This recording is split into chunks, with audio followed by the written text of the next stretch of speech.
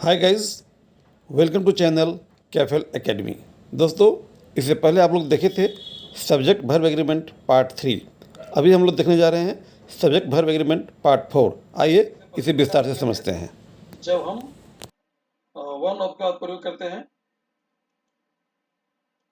तो उसका plural noun आता है और उसके साथ प्लूरल वर्ब का प्रयोग करते हैं। लेकिन जब वन ऑफ के बाद जो नाउन आता है, जब वन ऑफ के बाद प्लूरल नाउन आता है तो वर्ब सिंगुलर होता है।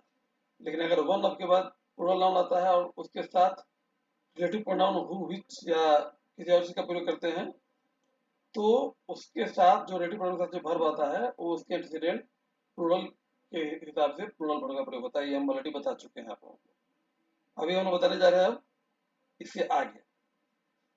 आगे क्या है, तो यदि किसी संख्यावाचक विशेषण से एक निश्चित अमाउंट, वेट या एक निश्चित समय या पीरियड, एक निश्चित दूरी, हाइट इसका बोध हो, माने एक सर्टेन एक यूनिट टाइप का, तो उससे प्लूरल होने के बावजूद भी इसके साथ सिंगुलर वर्ब का प्रयोग करते हैं। जैसे एग्जांपल देखिए, 50 रुपया इस काम के लिए बहुत है। तो इस काम के लिए 50 रुपया बहुत है। तो 50 रुपया एक अमाउंट हो गया, निश्चित अमाउंट हो गया जो एक यूनिट का काम करता है। जैसे हम बोलते हैं, सपोज कीजिए कि एक लेबर इस काम के लिए बहुत है, तो one labour is enough for this work. उसी प्रकार हम बोलते हैं कि 50 रुपया इस काम के लिए बहुत है, तो 50 रुपया को एज ए यूनिट बना के हम इसका प्रयोग कर रहे हैं। 50 रुपया को एज ए होल एक साथ ले रहे हैं। इसी कारण से इसके साथ यहाँ पर सिंगुलर वर्ब का प्रयोग होता है। इसीलिए हो जाएगा 50 rupees is too much for this work. इस काम के लिए 50 रुपया बहुत है, क्योंकि 50 रुपया यहाँ एक यूनिट, एक सर्टेन अमाउंट है जो एक यूनिट का काम करता है। सिंगुलर का बोध इसीलिए कराता है, जबकि एक्चुअल में 50 रुपीज प्लूरल है। उसी प्रकार 10,000 rupees is not a small sum. 10,000 रुपया कोई छोटा अमाउंट नहीं होता। हम अगर ऐसा बोलना चाहते हैं तो 10,000 रुपया तो हुआ प्लूरल, एक से अधिक है, लेकिन 10,000 रुपया को हम एक यूनिट के रूप में लेते हैं। 10,000 रुपये टोटल को हम एज ए होल एक मानते हैं, इसीलिए इसको हम सिंगुलर मानते हैं। अगर इसी को हम अलग अलग व्यक्त करेंगे, जैसे 10,000 रुपया खर्च किया गया, तो खर्च करेंगे तो क्या होगा, एक एक रुपया खर्चा होगा। 10,000 रुपया बांटा गया, बांटेंगे तो क्या होगा, रुपया को अलग अलग बांटा जाएगा। तो उस समय में जब रुपया को एक एक करके बोध कराएंगे तो प्लूरल होगा। लेकिन यहाँ पर हम क्या करते हैं कि टोटल रुपया को एज ए होल एक मान के चलते हैं, इसीलिए इसके साथ सिंगुलर वर्ब का प्रयोग होता है। तो 10,000 rupees is A not a small amount, मतलब 10,000 रुपया एक छोटा अमाउंट नहीं होता है। उसी प्रकार से 50 pound is not, 50 pound is a lot of money. 50 pound जो है तो बहुत पैसा होता है। उसी प्रकार 5 years is a long period. अब 5 साल जो है, 5 साल का एक पीरियड होगा। उस पीरियड को हम बता रहे हैं कि 5 साल एक बहुत बड़ा अवधि होता है, बहुत बड़ा समय होता है। तो चूंकि 5 साल के एक अवधि को हम एक रूप में मान रहे हैं, इस कारण से इसे सिंगुलर माना जाता है और इसके साथ सिंगुलर वर्ब का प्रयोग किया गया है। 5 year is a long period. उसी प्रकार से 5 month is enough time for this work. 10 kilometre is a long distance. 6 miles is a long way to walk. 10 tons of coal is enough for me. मतलब इसमें जितने भी example दिए हुए हैं वो सभी से एक बोध होता है, वो टोटल को मिलाकर एज ए होल एक का बोध कराता है, जिसके कारण इसके साथ सिंगुलर वर्ब का प्रयोग किया है। अब आप देखिए इसका साथ प्लूरल वर्ब का प्रयोग कब करते हैं, कैसे करते हैं, उसका क्या अर्थ होता है। अर्थ क्या होगा, यहाँ पर क्या था कि जो अमाउंट था, जो किलोमीटर था, जो डिस्टेंस था, जो भी था, वो सब से क्या बोध हो रहा था, टोटल एज ए होल, मतलब सभी को मिला के एक का बोध कराते थे, इसीलिए उसको सिंगुलर बोध करते थे। नीचे देखिए, अगर इसी नाउन से प्लूरल नाउन हो, इसी नाउन से अलग अलग यूनिट का बोध हो, तो इसके साथ प्लूरल वर्ब का प्रयोग होता है। जैसे देखिए वहां पर क्या था कि 50 रुपया छोटा अमाउंट नहीं है, तो 50 rupees is not a small amount. यहाँ पे क्या था, 50 रुपया एज ए होल हम मतलब कंसिडर कर रहे थे। अब यहाँ पे क्या है, 50 रुपया खर्च किया गया, तो 50 रुपया जो खर्च होगा तो उसमें हर एक रुपया एक एक करके खर्चा होगा। इस कारण से इसको यहाँ प्लूरल बनाया जाएगा और हो जाएगा 50 rupees were spent. Similarly 10,000 rupees are to be distributed among them. वहां क्या एग्जाम्पल था कि 10,000 rupees is not a small amount या 10,000 rupees is a big amount. मतलब ये हुआ कि 10,000 रुपया एक बहुत बड़ी राशि है, तो 10,000 रुपया को एज ए होल मान के चलते थे। अब यहाँ क्या कर रहा है कि 10,000 रुपया को उन लोगों के बीच में बांटा जाना है, यानी डिस्ट्रीब्यूट किया जाना है। डिस्ट्रीब्यूट करेंगे तो 10,000 रुपया क्या होगा, 10,000 रुपया को एक एक रुपया करके बांटा जाएगा, यानी उस रुपया को जो यूनिट हुआ एक एक रुपया 10,000 रुपया वो एक एक का बोध करा रहे हैं, क्योंकि बांटा जाएगा तो सभी रुपये बांटे जाएंगे। तो इसीलिए इसके साथ यहाँ पर प्लूरल का प्रयोग होता है। यहाँ पर 10,000 रुपया को एज ए होल नहीं ले रहे हैं, 10,000 रुपया एज ए प्लूरल में ले रहे हैं, क्योंकि हर एक रुपया बांटा जाएगा। तो इस कारण से इसको यहाँ प्लूरल माना जाता है। तो हो जाएगा 10,000 rupees are to be distributed among them. 5 years have passed since she came here. अब 5 साल का एक पीरियड बीता है, तो यहाँ 5 साल का एक पीरियड एक एज ए होल एक बीत नहीं बीता है, 5 साल का पीरियड हर साल अलग अलग करके बीता है। इस कारण से यहाँ पर 5 years को प्लूरल बना गया है। वहां क्या था कि 5 years is a long period, मतलब 5 वर्ष का अवधि जो है लंबा अवधि है, तो 5 वर्ष को एज ए होल लिए। अब यहाँ क्या है कि 5 वर्ष बीत गया, यानी 1 वर्ष 2 वर्ष 3 वर्ष करके 4-5 वर्ष बिताया है, इसीलिए यहाँ पर 5 वर्ष को अलग अलग वर्ष का बोध कराया जा रहा है, जिसके कारण इसके साथ यहाँ पर प्लूरल वर्ब का प्रयोग किया गया है। इसीलिए हुआ है 5 years have passed। ये जो भी आप लोग बताए हैं ये थोड़ा सा कंफ्यूजिंग है, बट आप बनाते रहेंगे या पढ़ते रहेंगे तो आपको क्लियर हो जाएगा।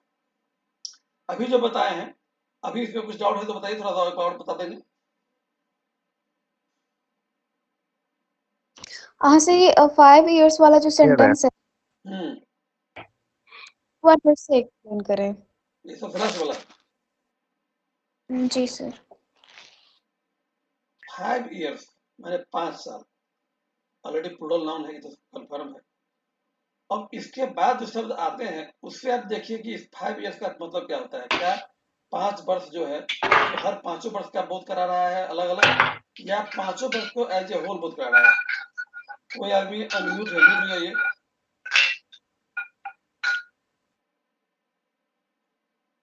तो अगर ये 5 वर्ष का में अलग अलग वर्षों का बोध कराएगा तो हो जाएगा प्लूरल। अगर 5 वर्ष से सिर्फ एक पीरियड का बोध होगा तो वो हो जाएगा सिंगुलर। अब हम ये कहते हैं कि इस काम के लिए 5 वर्ष की अवधि कम है या 5 वर्ष कम है, तो यहाँ पर क्या हो रहा है कि 5 वर्ष को एज ए होल हम ले लेते हैं, बोलते हैं वो कम है। जब हम ये कहते हैं कि 5 वर्ष बीत गया या 5 वर्ष खर्च किया गया, 5 वर्ष बिताया गया, तो इसमें क्या हो जाता है कि 5 वर्ष एज ए होल बिताया गया, इसका हम नहीं बोलते हैं 5 वर्ष यानी हर ईयर उसको बिताया गया, एक एक वर्ष का हम बोध करा रहे हैं। तो जहां पर हर ईयर का बोध अलग अलग से होगा तो वहां पर उसके साथ हम प्लूरल का प्रयोग करेंगे। तो यहाँ जो है 5 वर्ष बीत गया यानी 5 वर्ष एक एक करके बिता हुआ, इसीलिए 5 years हैज पास्ड होगा, क्योंकि यहाँ पर इस प्लूरल हो गया। लेकिन जब 5 साल को मिला के एज ए होल एक पीरियड का बोध कराएंगे तो वो हो जाएगा सिंगुलर। इसीलिए जब इस तरह का नाउन का प्रयोग हो, जैसे 5 years, 5 rupees, 5,000 रुपीज इस तरह का प्रयोग हो, तो इसके साथ जो आगे शब्द का प्रयोग करता है, यानी 5 years बाद जो वर्ब है उसका कॉम्प्लीमेंट जो है, उससे पता चलता है कि ये किस से प्रयोग हुआ है, एक यूनिट में हुआ है या अलग अलग यूनिट में प्रयोग हुआ है। जैसे यहाँ पर है कि 5 years have passed, 5 वर्ष बीता है, जैसे ही बीतेगा 5 वर्ष तो हर ईयर की बात करेगा। लेकिन अगर हम कहेंगे कि 5 वर्ष की अवधि की बात करेंगे, पीरियड की बात करेंगे, तो इसका मतलब 5 वर्ष को हम एज ए होल अवधि ले रहे हैं, तो हो जाएगा सिंगुलर। यही अंतर है। 5 रुपया खर्च किया गया, इसका मतलब है कि 5 रुपया में 5 रुपया अलग अलग रुपया करके खर्चा हुआ होगा, तो यहाँ पर क्या हो गया कि ये प्लूरल हो गया। अगर हम कहेंगे कि 5 रुपया एक यूनिट के रूप में बोध कराएंगे, जैसे कि 5 रुपया इस कार्य के लिए कम है या 5 रुपया बहुत बड़ी अमाउंट नहीं है, यानी 5 रुपया को एज ए होल मान के हम चलते हैं, तो इस कारण से वहां पर उसको साथ सिंगुलर वर्ब का प्रयोग होगा। इसीलिए जो इस तरह का नाउन प्रयोग होगा, इसके बाद जो शब्द प्रयोग किए जाते हैं, यानी वर्ब के बाद जो कम्प्लीमेंट रहेगा, उसको देखते हुए आपको डिसीजन लेना पड़ेगा कि ये एज ए यूनिट बोध करा रहा है या ये एज ए सेपरेट यूनिट का बोध कराता है, तो आपको गलती नहीं होगा। हाँ बोलिए अब। ठीक है सर, समझ गए sir. Pramod ji. Yes sir. Confusion clear हुआ कि नहीं हुआ? समझ गए सर। आप इंग्लिश मीडियम सर जैसे कि इसमें एक होगा कि मैं 5 वर्षों से पटना में हूँ, तो यहाँ एक एक वर्ष करके इसको डिनोट किया जाएगा या इसको होल में माना जाएगा? यहाँ इन्हें एक एक करके होगा, लेकिन चूंकि आप इसमें तो सब्जेक्ट ही 5 वर्ष नहीं है, इसमें सब्जेक्ट हो जाएगा I have been in Patna for 5 years। जहाँ पर सब्जेक्ट अगर रहता है यहाँ, तो यहाँ पर प्लूरल होता। Okay sir. तो आप लोग तो ट्यूशन पढ़ाते हैं, उसमें मैथ भी पढ़ाते होंगे, तो उससे संबंधित एक पॉइंट यहाँ बताने जा रहा हूँ। Pramod ji, Pramod ji, yes sir. आप बताइए हमको 2 + 5 इज 7 होगा 7 या आर 7 होगा? इज 7 होगा सर। कंफर्म?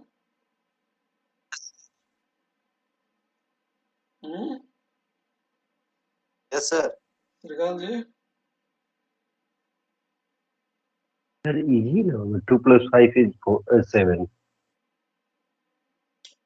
या 2 and 5 आर 7 होगा, जब यहाँ पे ओके, वही प्लस का ये। वही बताने जा रहे हैं। एक्चुअली दोनों सही है, लेकिन यस।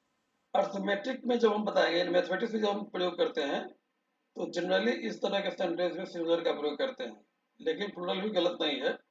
लेकिन अर्थमेटिक में जहां भी आप देखेंगे तो सिंगुलर का प्रयोग किया जाता है, तो इसीलिए सिंगुलर का प्रयोग आप करें तो बेटर है।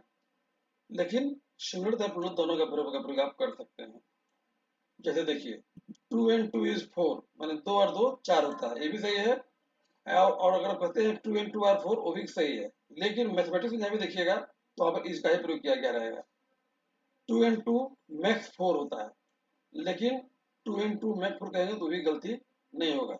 लेकिन चूंकि मैथमेटिक्स की किताब जहाँ भी देखेंगे उसमें 2 and 2 makes ही होगा, make नहीं होगा। उसी प्रकार 20 - 8 यानी 20 में से 8 कितना होगा? 12। तो यहाँ पर इज का प्रयोग किया है, क्योंकि मैथमेटिक्स है तो मैथमेटिक्स में इज ही होता है। लेकिन आज का प्रयोग करेंगे तो गलती नहीं होगा। तो आप लोग ख्याल रखें कि अधिकतर आप इसका सिंगुलर में ही प्रयोग करें तो बेटर है, चाहे मल्टीप्लिकेशन हो, सब्ट्रैक्शन हो या एडिशन हो। जैसे 5 + 2 इज 7, आर 7 कहेंगे तो गलती नहीं होगा, लेकिन उतना सही नहीं होगा। यानी मैथमेटिक्स में इसका ही प्रयोग करना बेटर माना जाता है। 5 × 5 यानी 5 से 5 गुना करेंगे तो कितना होगा? 25, इसीलिए इसका प्रयोग किए हैं। 5 × 5 is 20, क्योंकि मैथमेटिक्स में सिंगुलर वर्ब का ही प्रयोग करते हैं इसी कारण से। ठीक है।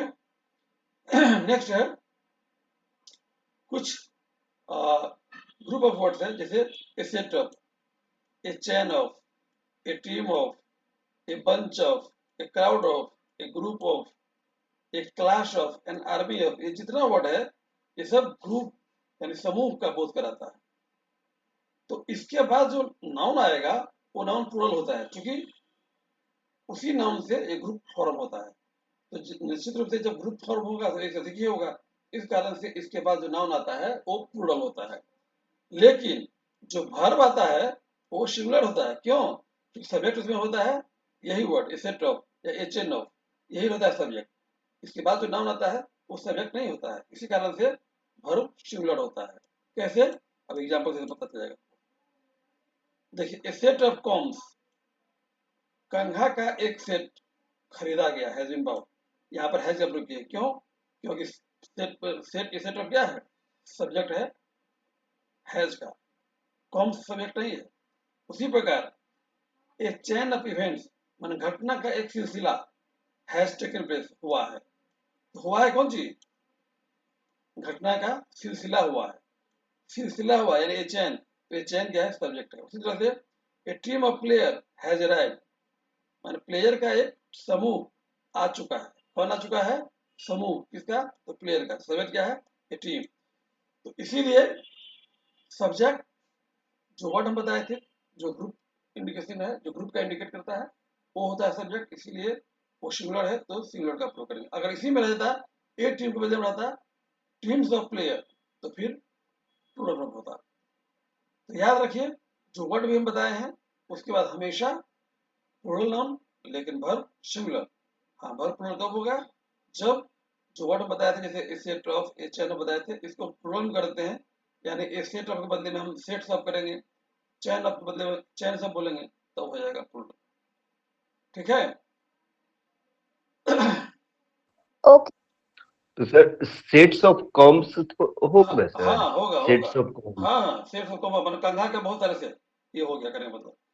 जैसे हमारे 2 सेट्स आप कर सकते हैं कि कंघा का 2 सेट्स। तो सर कॉम्ब में भी एस लगेगा और सेट में भी एस लगेगा। कॉम में तो एस हमेशा लगेगा, क्योंकि वो नाउन आ रहा है ना, तो उसी का समूह है, तो उसका समूह तो एक से समूह बनेगा नहीं, जब भी बनेगा तो समूह एक से अधिक रहेगा, इसलिए प्लूरल होगा ही। वो नाउन यस जो सर। आएगा वो तो प्लूरल होगा ही। लेकिन ये जो वर्ड था set of, chain of, team of, इसका भी प्लूरल बना सकते हैं आप 2, 3, 4 या मैनी, इसका प्रयोग करके। तो जब ये प्लूरल होगा तो वर्ब भी प्लूरल होगा। वर्ब भी। हाँ, यानी ये वर्ड जो बताए थे, ये वर्ड अगर सिंगुलर होगा तो वर्ब सिंगुलर, और ये वर्ड अगर प्लूरल होगा तो वर्ब प्लूरल। लेकिन इसके बाद जो नाउन आता है वो तो ऑलरेडी प्लूरल होगा ही, उसमें तो कोई डाउट ही नहीं है। यस ठीक है। तो यस सर। ये जो सेंटेंस है यहाँ पर इज है, इसमें तो देखिए इस इज का सब्जेक्ट कौन है तो बताइए, अ बंच ऑफ, क्या अ प्रमोद, बंच ऑफ। प्रमोद हाँ सर। कौन है सब्जेक्ट उस इज का, सर एक बार रिपीट करिए question sir. Shivani ji. Sir a bunch होगा। इसका सब्जेक्ट कौन सा है, नीचे वाला इज का सबसे लास्ट वाला का, अ क्राउड। पीपल क्यों नहीं है, सर क्योंकि ये नाउन है और ऑफ के बाद यूज हुआ है सर। वेरी वेल, बहुत अच्छी बात है। नेक्स्ट, नेक्स्ट जो नाउन है इसके बारे में हम ऑलरेडी डिस्क्राइब कर चुका हूं नाउन वाले चैप्टर में, कि कुछ नाउन ऐसे होते हैं जो अनकाउंटेबल होते हैं, अर्थात उसका प्लूरल हम नहीं बना सकते, यानी उसमें हम ऐसे ऐसे जोड़ सकते हैं और ना ही उसमें उसके पीछे 1, 2, 3, 4 कुछ भी लगा सकते हैं। That means these are uncountable noun and they are always similar. उसमें news, information, work, furniture, breakage, music, traffic, grass, ice, land, clothing, paper, tech, urban. तो इसका मतलब ये हुआ कि ये सभी जितने हैं ये सब क्या है, अनकाउंटेबल नाउन है। तो इसके पहले न हम आर्टिकल का प्रयोग करेंगे, मतलब 1, 2, 3 फर का प्रयोग नहीं कर सकते हैं, और ना ही इसका हम प्लूरल बना सकते हैं। इसका मतलब ये हुआ कि ये हमेशा सिंगुलर होते हैं। तो इसके साथ अगर वाक्य का ये सब्जेक्ट हो तो इसके साथ हमेशा वर्ब सिंगुलर होगा, जो हम पहले ही बता चुके हैं। देखिए द न्यूज, लास्ट में ऐसा लगा लग रहा प्लूरल, लेकिन है एक्चुअली सिंगुलर, इसीलिए इसके साथ क्या प्रयोग किए हैं, is. The news is too good to be delivered. Next है मोस्ट ऑफ द न्यूज, मतलब अधिकतर समाचार,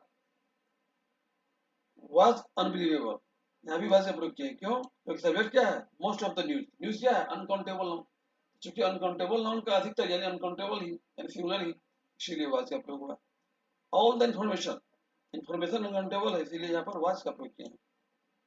ठीक है। फर्नीचर, सम फर्नीचर, फर्नीचर प्लूरल नहीं होता है, इसीलिए इसके साथ इज सिंगुलर का प्रयोग किया है। कोई दिक्कत इसमें समझ में आ गया। हाँ सर। एक पोएट्री होता है, पोएट्री भी उसका भी प्लूरल नहीं बनता है। बहुत लोग इसमें क्वेश्चन इस पर आता है पोएट्रीज कर देता है, नहीं कभी नहीं। पोएट्री इज ऑलवेज सिंगुलर, इसीलिए the poetry of kids is charming, यहाँ पोएट्री सब्जेक्ट है, इसीलिए वर्ब इज हुआ है जो सिंगुलर है, क्योंकि पोएट्री अनकाउंटेबल नाउन है, दैट इज सिंगुलर। ठीक है।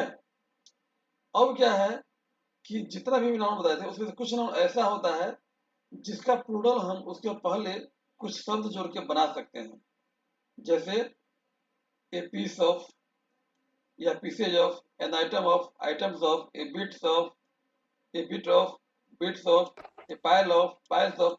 इस तरह के कुछ शब्दों का प्रयोग करके हम उसका सिंगुलर या प्लूरल बना सकते हैं। इसका भी चर्चा हम पहले कर चुके हैं नाउन चैप्टर में। तो उस आधार पर हम इसको कंट्रोल बनाते हैं और तब इसके साथ उसके हिसाब से वर्ब सिंगुलर या प्लूरल होता है। जैसे जब हम ए पीस ऑफ जोड़ेंगे तो सिंगुलर होगा, अगर हम पीसेज ऑफ कर देंगे तो प्लूरल होगा। कैसे, तो एग्जांपल देखिए क्लियर हो जाएगा। दिस आइटम या दिस पीस या this bit of news is important. यहाँ पर देखिए दिस आइटम सिंगुलर है, इसीलिए न्यूज के पहले इसका प्रयोग किए हैं, तभी इसका वर्ब सिंगुलर ही हुआ, क्योंकि जो दिस आइटम है वो सिंगुलर है। यहाँ पर इसका मतलब ये हुआ कि समाचार का यह अंश अमहत्वपूर्ण है। अब इसी में क्या कर दिए हम, दीज आइटम्स, यहाँ आइटम को हम प्लूरल बना दिए हैं, तो इससे पहले हम दीज को लगाना पड़ा। अब क्या हुआ कि समाचार का ये भाग, मतलब ये भाग है, मतलब एक से अधिक भाग है, तो ये प्लूरल हो गया, इसीलिए यहाँ वर्ब आर का प्रयोग हो गया। गौर कीजिए। तो डिपेंड करता है किस पर, अनकाउंटेबल नाउन से पहले जो प्रयोग किया गया है word, an item of, a piece of, a bit of, उस पर डिपेंड करता है कि वर्ब सिंगुलर होगा या प्लूरल होगा। अगर वो सिंगुलर हो तो वर्ब सिंगुलर, अगर वो प्लूरल है तो वर्ब प्लूरल। अगर उसका प्रयोग नहीं हो तो वर्ब हमेशा सिंगुलर आएगा अनकाउंटेबल नाउन के साथ।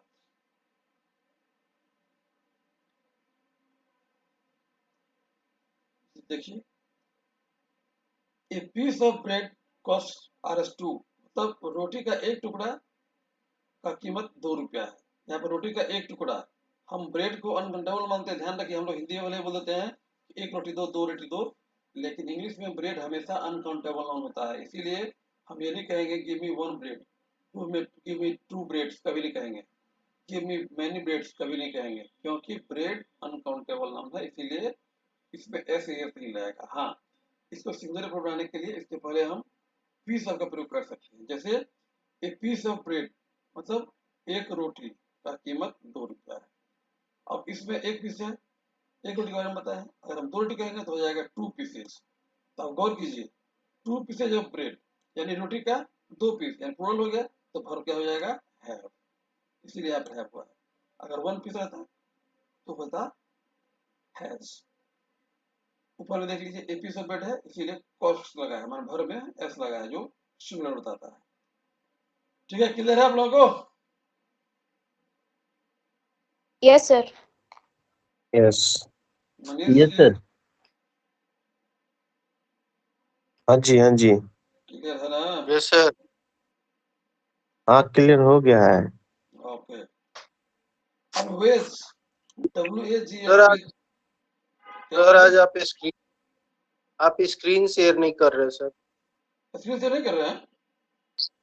स्क्रीन मतलब कहने का शेयर वॉइस वाला ये स्क्रीन है सर, मतलब जो आप लिख के जो बताते हैं हाँ, वो तो किए हुए हैं। मेरे पे नहीं दिख रहा है सर। आप लोग दिख रहे हैं श्रीकांत जी?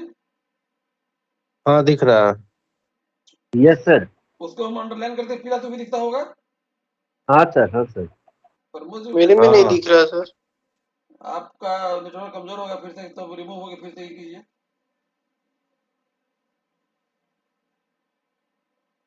Okay sir.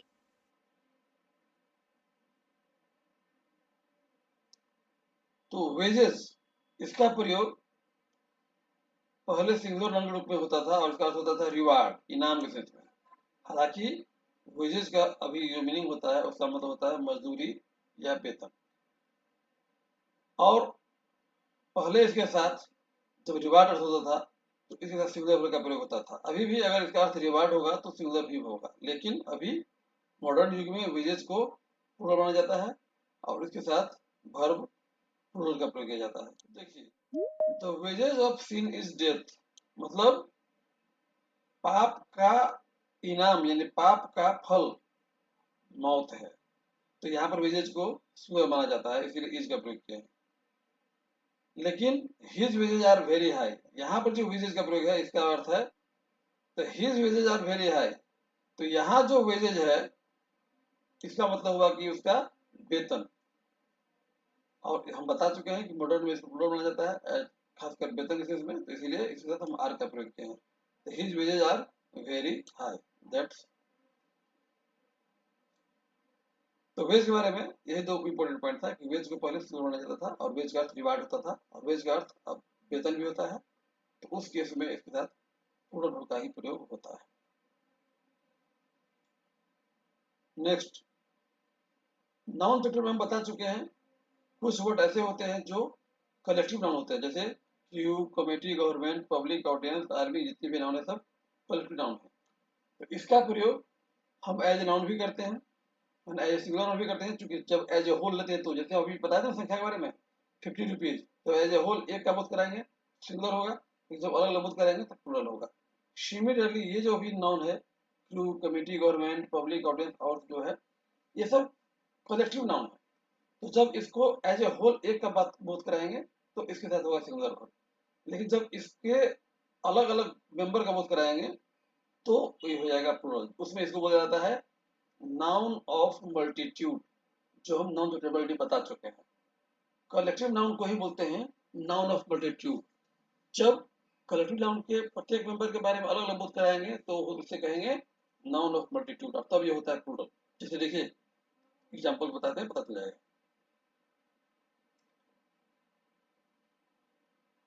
The crew has not come yet, यहाँ पे द क्रू मतलब हुआ कि एक समूह, ड्राइवरों का एक समूह, तो वहाँ एज ए होल माना है, इसीलिए सिंगुलर हुआ, इसलिए हैज का प्रयोग हुआ है। उसी प्रकार एक कमेटी को अपॉइंट किया गया है इस मामले को देखने के लिए, एक कमेटी वॉज अपॉइंटेड, कमेटी को एज ए होल एक माना है, इसीलिए वाज का प्रयोग किया है। उसी प्रकार the government has passed an ordinance, माने गवर्नमेंट एक कानून को, एक लॉ को पास कर दिया है, तो यहाँ पर गवर्नमेंट को एज ए होल एक माना है, इसीलिए हैज का प्रयोग किया है। लेकिन जब इसी को हम अलग अलग बोध कराएंगे, अलग अलग सभी व्यक्ति का बोध कराएंगे तो ये प्लूरल होगा, उस समय से हम बोलते हैं नाउन ऑफ मल्टीट्यूड। कैसे? तो देखिए, the crew were arrested on a charge of smuggling. अब क्रू मतलब क्या बोले हैं, ड्राइवरों का एक समूह होता है, चालक का एक समूह होता है, तो द क्रू वेर अरेस्टेड मतलब जितने भी क्रू थे, क्रू एक समूह होता है ना, चालकों का समूह हुआ, तो सभी को अरेस्ट किया गया, इसीलिए सभी में अलग अलग हुआ, तो इसीलिए यहाँ पे इसको प्लूरल माना गया है, वहां पर सिंगुलर माना गया था, टू एज ए होल एक बात करा रहे थे।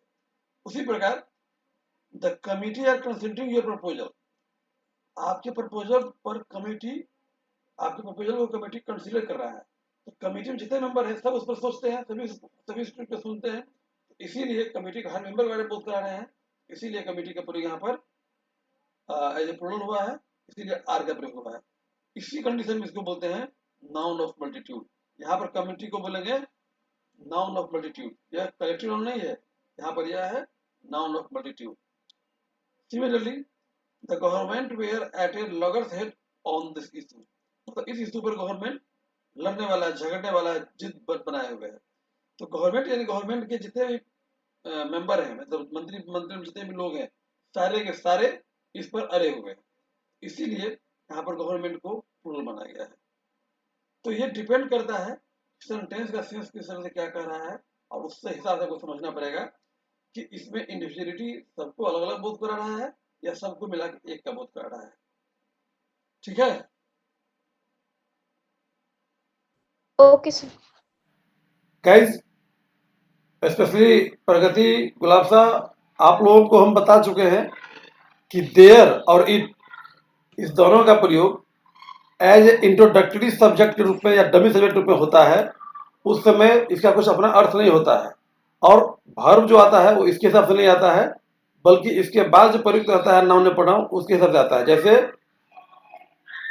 कुएं में मेढक है, तो कुएं में एक मेढक है तो कहेंगे there is a frog in the well. कुएं में बहुत सारे मेढक हैं तो हो जाएगा देयर आर फ्रॉग्स। अब देखिए वहां पर हम ए फ्रॉग है देयर इज का प्रयोग किए हैं, और जब फ्रॉग्स हो गया तो आर हुआ, क्यों? क्योंकि एक्चुअल वहां सब्जेक्ट देयर नहीं है, एक्चुअल सब्जेक्ट वहां फ्रॉग है, देयर तो डमी सब्जेक्ट है, इसीलिए वर्ब जो आया है वो फ्रॉक के हिसाब से आया है। तो अभी जो बताने जा रहे हो उसी के आधार पर है। जब देयर का प्रयोग एज इंट्रोडक्टरी सब्जेक्ट या डमी सब्जेक्ट पे हो तो इसके साथ जो प्रयोग में आता है वर्ब वो डिपेंड करता है इसके बाद आने वाले नाउन या प्रोनाउन पर। जैसे टेबल पर एक किताब है, इसका मतलब यहाँ पर वर्ब होगा सिंगुलर, तो क्या हो जाएगा, there is a book on the table. यहाँ पर बुक जो है सिंगुलर में है, इसीलिए वर्ब जो यहाँ पर आया है इज। अब यहीं पर है टेबल पर 2 किताबें हैं, यहाँ पर किताबों की संख्या 2 हो गया, प्लुरल हो गया, तो हम देयर के साथ दूर करेंगे आर के साथ। There are 2 books on the table, यहाँ पर आर का प्रयोग हुआ है। तो कब हम देयर का प्रयोग करते हैं एज ए डमी सब्जेक्ट, ये भी आप लोगों को हम बता चुके हैं, जो हम स्ट्रक्चर बताए थे देयर का उस समय। पता नहीं आप लोगों को याद है या नहीं। फिलहाल अभी ये समझिए कि जब देयर का प्रयोग इस तरह से होता है तो उसके बाद जो आता है वर्ब, वो वर्ब डिपेंड करता है उसके बाद आने वाले नाउन पर। जैसे इसमें देखिए आप कि पहला सेंटेंस में ए बुक, उस पर डिपेंड किया है कि कौन सा वर्ब आएगा, ए बुक सिंगुलर है इसीलिए वर्ब इज आया है। दूसरे वाला में 2 बुक्स है जो प्लुरल है इसीलिए आर आया है। अब आगे और देखिए यहाँ पर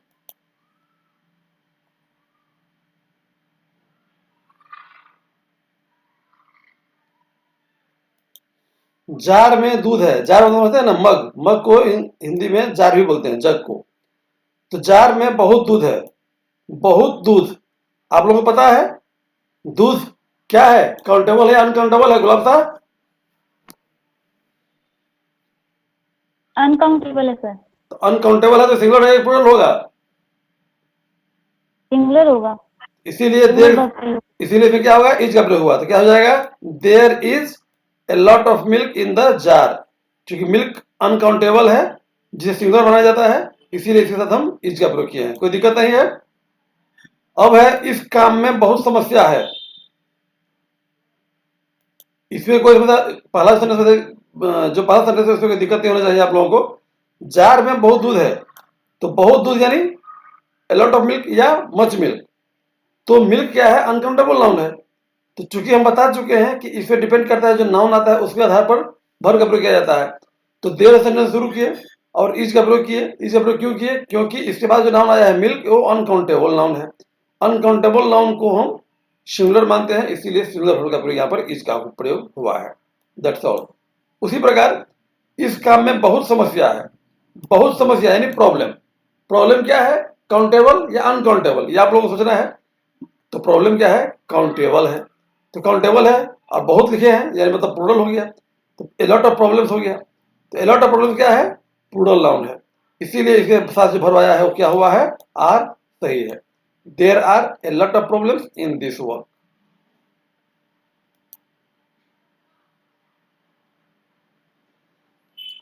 लेकिन अगर इसी तरह के स्ट्रक्चर में इसके बाद प्रयुक्त होने वाले नाउन से कोई निश्चित संख्या या इकाई का बोध हो जैसे 10 रुपया, 10 किलोमीटर, इस तरह से कोई यूनिट का बोध हो, एक निश्चित अमाउंट का बोध हो या एक निश्चित इकाई का बोध हो, तब उसके साथ भी हम सिंगुलर का प्रयोग करेंगे, जो हम पहले बता चुके थे। जैसे बताया था ना कि 10 किलोमीटर बहुत लंबा दूरी नहीं होता है, तो यहाँ 10 किलोमीटर एक यूनिट हुआ डिस्टेंस का, जिसे हम बोलते हैं कि लंबा दूरी नहीं है, तो वहां पर सिंगुलर हो जाता है। तो 10 kilometre is not A long distance. उसी सेंस में अगर कोई अमाउंट या कोई यूनिट का प्रयोग किया गया हो जो एक का बोध कराता हो, तो वहां भी हम सिंगुलर का प्रयोग कर सकते हैं। जैसे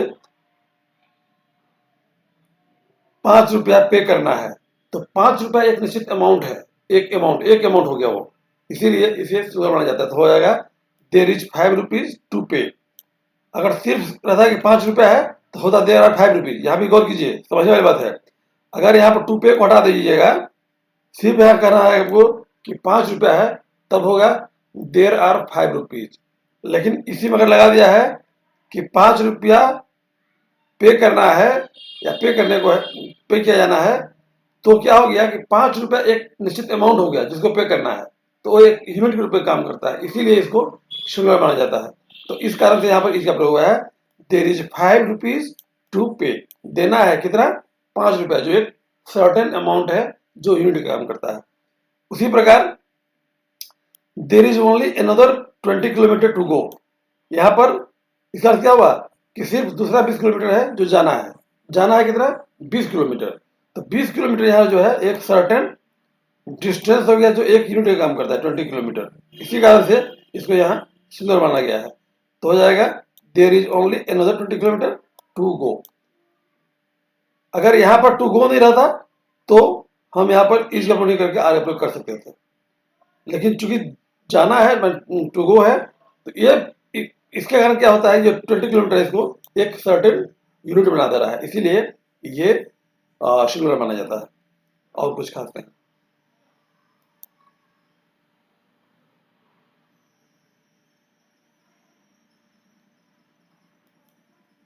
पहले भी आप लोगों को बता चुके हैं कि जब दो नाउन एंड से जुड़े हों और उस दोनों से एक वस्तु या विचार का बोध हो तो उसे सिंगुलर माना जाता है।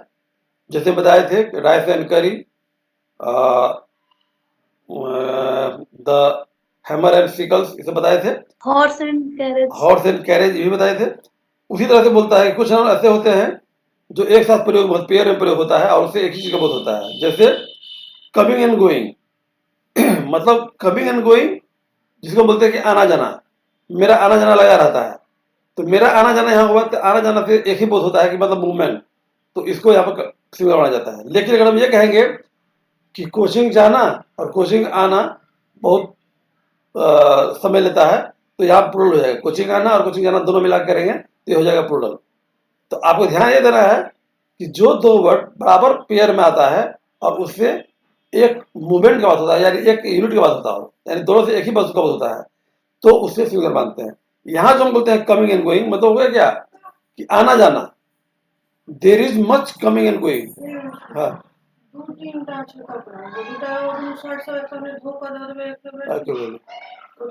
हाँ हाँ, तो सेंटेंस क्या है, there is much coming and going मतलब क्या हुआ कि यहाँ बहुत आना जाना है। तो यहाँ आना जाना मतलब हुआ एक्टिविटी, यहाँ बहुत एक्टिविटी है। जैसे बोलते हैं ना कि आपको रोड पर नहीं होगा, क्यों? क्योंकि यहाँ पर बहुत आना जाना रहता है, लोगों का आना जाना रहता है, यानी लोगों का वहाँ एक्टिविटी रहता है। तो यहाँ कमिंग एंड गोइंग से सिर्फ एक्टिविटी का बोलता है, एक एक्टिविटी का, इसीलिए इसको सिंगुलर माना जाता है। तो there is much coming and going, इसलिए यहाँ पर इज का प्रयोग किए हैं। There is bread and butter for breakfast, और ब्रेड एंड बटर एक डिश का नाम है जो ब्रेकफास्ट के लिए है। तो इस दोनों से एक ही डिश का बोध होता है, इसीलिए ब्रेड एंड बटर को सिंगुलर माना जाता है, इसलिए यहाँ पर इज का प्रयोग हुआ है।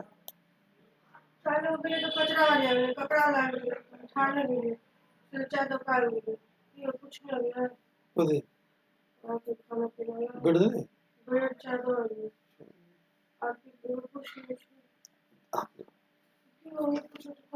हाँ ठीक है। नेक्स्ट है there is duck and green peas for dinner. ये भी देखिए जैसे ऊपर था ब्रेड एंड बटर, उसी प्रकार ये भी है, duck and green pea is the name of dish. एक भोजन का नाम है, मान भोजन का डिश का नाम है, इसीलिए इस दोनों से एक ही डिश का बोध होता है और इसीलिए इसका साथ सिंगुलर वर्ड का प्रयोग किए हैं। तो डक एंड ग्रीन पी सबको याद कर लीजिएगा कि इससे एक ही चीज का बोध होता है। तो ये पहले भी थोड़ा हम चर्चा कर चुके थे, अभी फिर दोबारा चर्चा हो गया है। यहां तक कोई दिक्कत है तो बताइए। नो सर, नहीं सर। मनीष जी, मनीष जी, मैं बोल रहा हूँ, मुझे एक चीज पूछना है। हाँ ये बोल रहा हूँ कि यहाँ जो नहीं रहेगा तो यहाँ पे आर होगा। फिर से बोलिए, आवाज आपका नहीं जैसे कि आया। आपने एक बार कहीं वहां बता रहे थे टू गो, हाँ क्या क्या बोले, बोलिए। जैसे ये आपका आवाज नहीं आ रहा, क्लियर कट रहा है, बटर फॉर ब्रेकफास्ट। आपका आवाज कट रहा है। यहाँ पे तो मैं बोल रहा हूँ, लेकिन आपका तो आ रहा है। आपका नेटवर्क लगता है प्रॉब्लम पूरा होगा। हेलो हेलो, हाँ बोलिए। मैं ये बोल रहा हूँ कि यहाँ पे यदि फॉर ब्रेकफास्ट नहीं होगा तो ई की जगह आर हो सकता है, नॉर्मली ऐसा लिखा हो तो there is bread and butter, तो हाँ कह सकते हैं। उसका अर्थ ये हो जाएगा ठीक है, कि ये ब्रेड अलग है और बटर अलग है, हाँ तो वहां पर आर हो सकता है। हाँ ठीक। जब दोनों से एक चीज का बोध हो, उस समय इसका प्रयोग सिंगुलर में होता है, उसे सिंगुलर माना जाता है। ठीक है, आगे बढ़े। हम्म।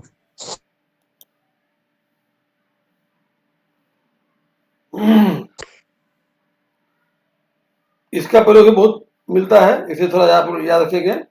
द फ्लोइंग और द अंडरसाइन। फ्लोइंग मतलब जानते हैं जो उसके बाद रहता है उसके लिए बोलते हैं द फ्लोइंग, नीचे वाले। और द अंडरसाइन मतलब होता है जो उसके आगे जो साइन किया रहता है व्यक्ति, उसके बारे में बोला जाता है।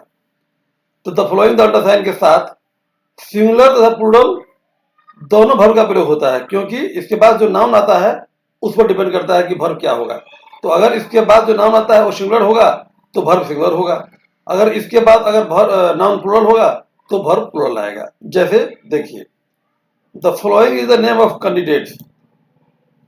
नीचे लिखे हुए नाम है कैंडिडेट का। यहां पर देखिए कैंडिडेट क्या है, सिंगुलर है प्लूरल है? तो यह कैंडिडेट क्या है, सिंगुलर है। नेम ऑफ कैंडिडेट, सॉरी, यहाँ पर नेम ऑफ कैंडिडेट, यहाँ जो नेम जो दिया हुआ है वो नेम सिंगुलर है, तो इसीलिए इसके साथ जो वर्ब आया है वो हुआ है सिंगुलर। अगर इसी में रहता, जैसे नीचे देखिए क्या है, नेम को हम कर दिए नेम्स,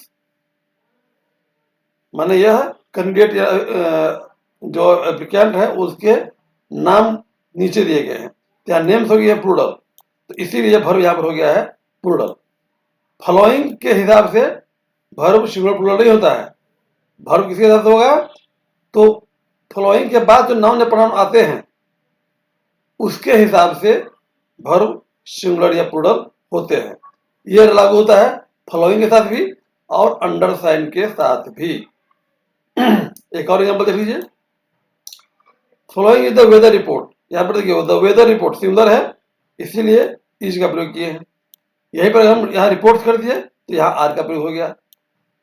तो ध्यान रखिएगा, जब द फॉलोइंग का प्रयोग रहेगा उसके बाद जो वर्ब आएंगे वो वर्ब डिपेंड करता है उसके बाद आने वाले नाउन पर। अगर वो नाउन सिंगुलर है तो वर्ब सिंगुलर होगा, अगर वर्ब प्लूरल है तो नाउन भी प्लूरल होना चाहिए। ठीक है श्रीकांत जी, श्रीकांत जी, यस कोई प्रॉब्लम इसमें है? नहीं सर, समझ आ गया ना? और समझ में आया कि कुछ दिक्कत है तो बोलिए। नहीं सर, दिक्कत नहीं है। ओके, फॉलोइंग के बाद जो नाउन रहेगा उस पर डिपेंड करेगा वर्ब। हाँ, उसी वही कंडीशन अंडरसाइन के साथ भी होगा, दोनों को याद रखिए। Yes sir. अब जो नेक्स्ट है उसमें आपको ध्यान देना है कि नाउन इन एपोजिशन क्या होता है, उसे पहचानना है। नाउन इन एपोजिशन मतलब ऐसा नाउन जो नाउन के लिए प्रयोग होता है और उसका संबोधन होता है। जैसे हम कहते हैं राम मेरा भाई तुम बहुत अच्छे हो, तो राम तुम बहुत अच्छे हो कर सकते हैं, लेकिन राम मेरा भाई, तो ये मेरा भाई जो आया वो राम के लिए ही हम प्रयोग किए हैं, उसी को हम बोलते हैं नाउन इन एपोजिशन। तो रूल क्या है, तो जब किसी नाउन या प्रोनाउन के बाद नाउन इन एपोजिशन का प्रयोग हो तो वर्ब नाउन या प्रोनाउन के अनुसार होगा, नाउन इन एपोजिशन के हिसाब से नहीं। यह ध्यान देना है, जो नाउन इन एपोजिशन होता है उसका कोई रोल नहीं है वर्ब के निर्धारित करने में।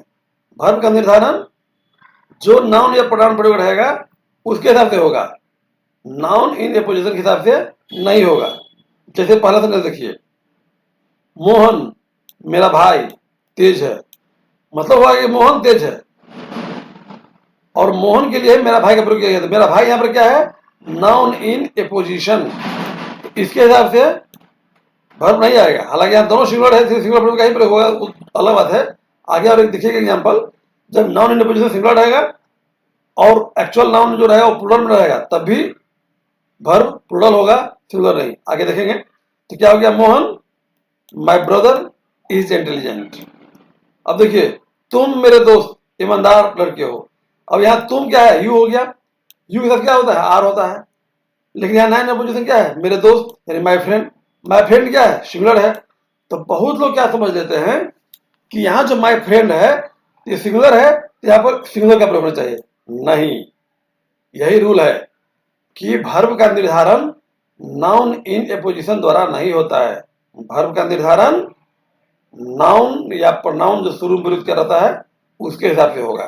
तो इस वाक्य में जो पहला शब्द है वो है प्रोनाउन नाउन, और जिसके लिए आया है noun in A position my friend, तो वर्ब किसके हिसाब से होगा?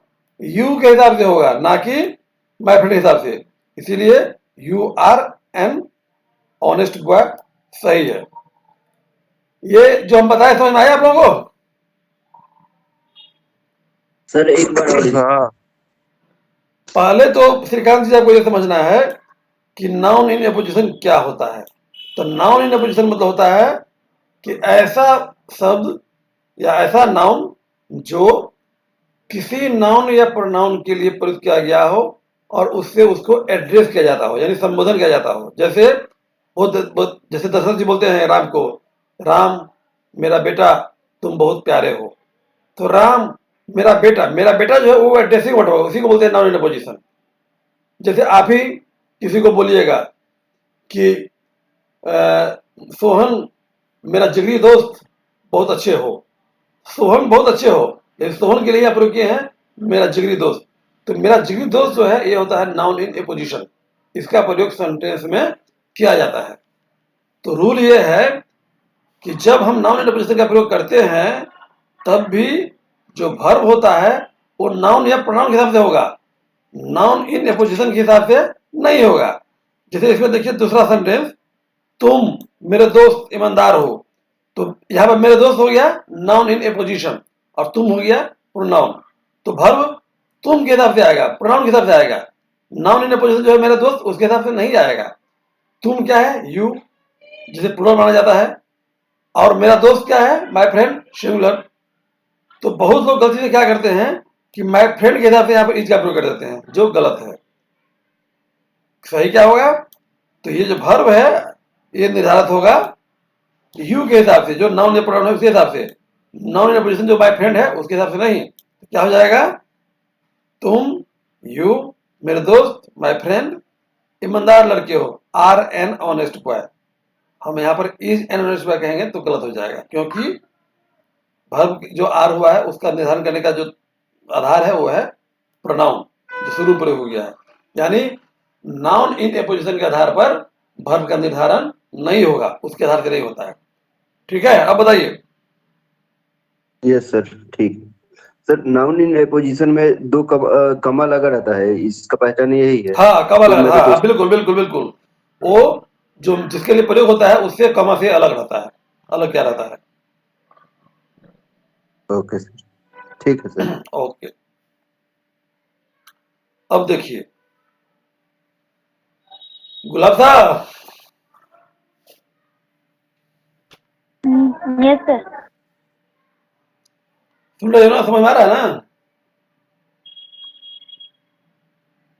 हाँ सर। ओके, अभी जो हम बताने जा रहे हैं वो क्या है? एडजेक्टिव है, और एडजेक्टिव के पीछे द लगाए हैं। कुछ एडजेक्टिव ऐसे होते हैं जिसमें द लगाने से वो बन जाते हैं नाउन, और वो नाउन होता है प्लूरल नंबर में। जो आपको यहाँ पर दिखाई दे रहा है हम एक एक करके बता भी दे रहे हैं, इसे आपको इसके आपको याद रखना पड़ेगा। इसमें तो बहुत जो है कॉमन है, जैसे द रिच है, द पुअर है, ये सब कॉमन है, लेकिन कुछ अलग भी है जो आप लोगों को पता नहीं होगा। तो आज जान लीजिए, समझ लीजिए। समझने की बात यह है कि द रिच मतलब धनी लोग, द पुअर मतलब गरीब लोग। रिच क्या है? एडजेक्टिव। पुअर क्या है? एडजेक्टिव। लेकिन उससे पहले द लगा दिए हैं तो बन गया है नाउन, वो भी प्लूरल में। द रिच मतलब धनी आदमी एक नहीं, सारे धनी लोग के बारे में बात कर रहे हैं। द पुअर मतलब एक गरीब नहीं, सारे गरीब लोग के बारे में बोल रहे हैं। तो हो गया the rich, the poor, the honest मतलब ईमानदार लोग, द डिसऑनेस्ट बेईमान लोग, द वर्चुअस गुणी लोग, द विक्ट दुष्ट लोग, द डम्ब डम्ब मतलब क्या होता है? गूंगा, गूंगे लोग, द डीफ बहरे लोग। इसी तरह से the lame, the wounded, the injured, the guilty, the young, the Chinese, the Japanese, the French, the Swiss, the Portuguese. ये जितने भी हैं ये सभी नाउन प्लूरल है, क्योंकि उस सबको पहले द लगा हुआ है जिससे उस पूरे समाज का बोध पड़ता है। द रिच यानी धनी, धनी समाज के लोग सारे लोग हो गया। द पुअर गरीब समाज के सारे लोग हो गए। द इंजर्ड घायल सारे लोग हो गए। ये सभी प्लूरल होते हैं। तो जैसे ही ये प्लूरल होंगे तो नेचुरली है कि इसके साथ वर्ब होगा वो प्लूरल होगा। इसमें कोई डाउट है? नहीं नहीं सर। तो देखिए नीचे लिखा हुआ एक सेंटेंस है, धनी लोग हमेशा खुश रहते हैं, क्या होगा? The rich people always hello hello hello hello hello, the rich people आप कहेंगे वो भी गलती नहीं होगा, लेकिन पीपल के प्रयोग आप क्यों करेंगे? आप जब द रिच का अर्थ ही हो जाता है धनी लोग, तो पीपल लगाने की आवश्यकता क्या है? मनीष जी बताइए क्या होगा? धनी लोग हमेशा खुश रहते हैं। The rich people The rich are always खुश रहना हैप्पी। happy. हाँ गुलाब साहब, always नहीं ओ गुलाब साहब, हाँ सर। कॉल आ गया क्या?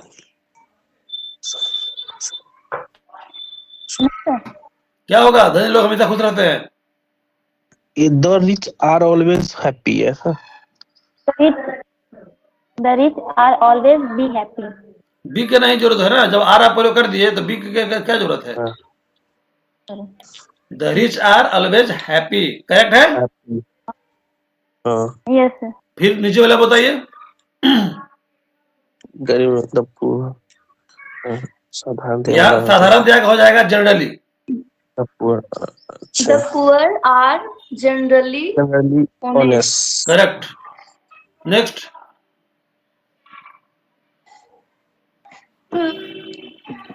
The honest हमेशा ऑलवेज। हाँ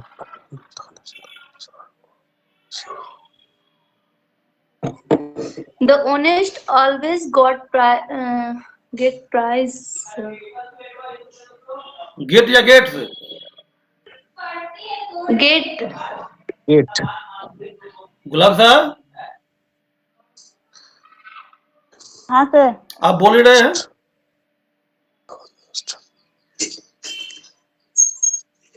सर यही होगा sir. The honest always।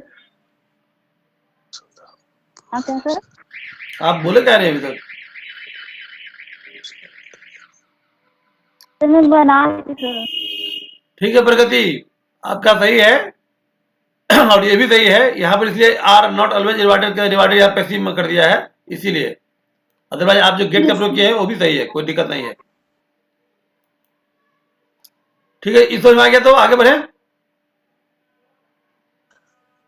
Yes sir. Yes sir.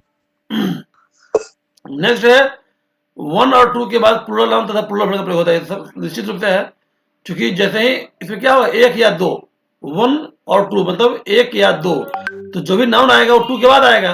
तो नेचुरली है टू के बाद जो भी नाउन होगा वो प्लूरल में होगा, और प्लूरल में है तो भर भी अपना देखिए सवेर के हिसाब से होता है, तो इसके बाद भर का प्रयोग होगा तो भर भी प्लूरल होगा। फिर से समझ लीजिए, वन और टू के बाद अगर कोई नाउन का प्रयोग करेंगे तो कहाँ लिखेंगे नाउन? नाउन को लिखेंगे टू के बाद, तो टू के बाद जो भी नाउन आएगा तो टू प्लूरल है, इसीलिए उसके बाद आने वाला नाउन भी प्लूरल फॉर्म में ही होगा। अगर टू के बाद नाउन लिख दिए प्लूरल फॉर्म में और उसके बाद कोई भर्ब आएगा, तो जब भी भर्ब आता है तो क्या होता है, अपना नजदीकी भर्ब के हिसाब से आता है, सब्जेक्ट के हिसाब से आता है। तो भर्ब नजदीकी सब्जेक्ट क्या हो जाएगा? टू प्लस नाउन्स, तो वो प्लूरल है तो भर्ब भी प्लूरल होगा। यानी वन और टू के बाद नाउन और भर्ब दोनों प्लूरल होगा। जैसे देखिए, एक या दो कैदी जेल से भाग गए, वन और टू प्रिजनर्स, टू के बाद हमको प्रिजनर का इसे प्लूरल में रखना पड़ा, और उसके बाद भाग गए हैं, तब हेल्पिंग यहाँ पर है का प्रयोग किया, क्यों किए? क्योंकि टू प्रिजनर क्या हो गया? प्लूरल है, इसीलिए भर्ब भी यहाँ पर प्लूरल हो गया है। इसीलिए वन और two prisoners have escaped from jail. Next है, एक या दो कमीज नया है, वन और two shirts are new. Are क्यों हुआ? क्योंकि शर्ट्स का प्लूरल हो गया। शर्ट्स का प्लूरल क्यों हुआ? क्योंकि इसका प्रयोग टू के बाद हुआ है, इसीलिए टू प्लूरल है तो सठी प्लूरल होगा। Is it okay? कोई दिक्कत इसमें? सर अगर सिंगल वन रहेगा और वन और टू रहेगा तब तो इज का यूज होगा। किसका किसका? जैसे एक कमीज नया है, हाँ। एक या दो के सिर्फ एक रहेगा तो सिंगुलर होगा, दो रहेगा तो प्लूरल, और दोनों साथ रहेगा तो प्लूरल। बिल्कुल बिल्कुल, अगर वन रहेगा तो वन सिंगुलर होता है, इसलिए सिंगुलर वर्ब होगा। अगर सिर्फ टू रहेगा तो टू प्लूरल होता है, प्लूरल होगा। और वन और टू रहेगा तो चूंकि नाउन आएगा टू के बाद, तो इसीलिए नाउन भी प्लूरल और वर्ब भी प्लूरल। करेक्ट है, आप जो बोले सही है। ओके।